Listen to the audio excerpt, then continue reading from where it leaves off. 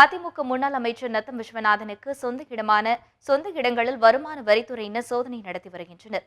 இந்நிலையில் அதிமுக அமைப்பு செயலாளர் பதவியிலிருந்து நத்தம் விஸ்வநாதனை நீக்கி முதலமைச்சர் ஜெயலலிதா நடவடிக்கை எடுத்துள்ளார். இது தொடர்பாக செய்தியாளர் வினோத் அளித்த கூடுதல் விவரங்களை பார்க்கலாம்.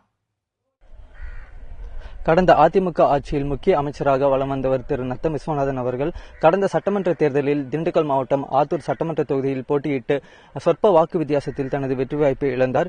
இந்நிலையில் இன்று காலை நத்தத்தில் உள்ள அவரது இல்லத்தில் வருமான வரித்துறை அதிகாரிகள் சோதனை மேற்கொள்ள வந்தனர். சுமார் 6 பேர் கொண்ட அதிகாரிகள் குழுவானது வேம்பார்பட்டியில் உள்ள அவரது இல்லத்தில் காலை முதலே சோதனைகள் நடத்தி வருகின்றனர். மேலும் வீட்டின் உள்ளிருந்து யாரும் வெளியே செல்லவோ அல்லது வெளியிலிருந்து யாரும் வீட்டில் உள்ளே வரவோ அனுமதிக்கவில்லை. மேலும் இந்த சோதனையின் போது பல முக்கிய ஆவணங்கள் சிக்கியதாக கூறப்படுகிறது.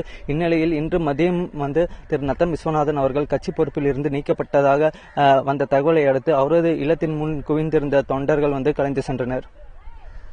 ஒளிப்பதிவாளர் கார்த்தியுடன் வினோத், நியூஸ் 7 தமிழ், நத்தம்.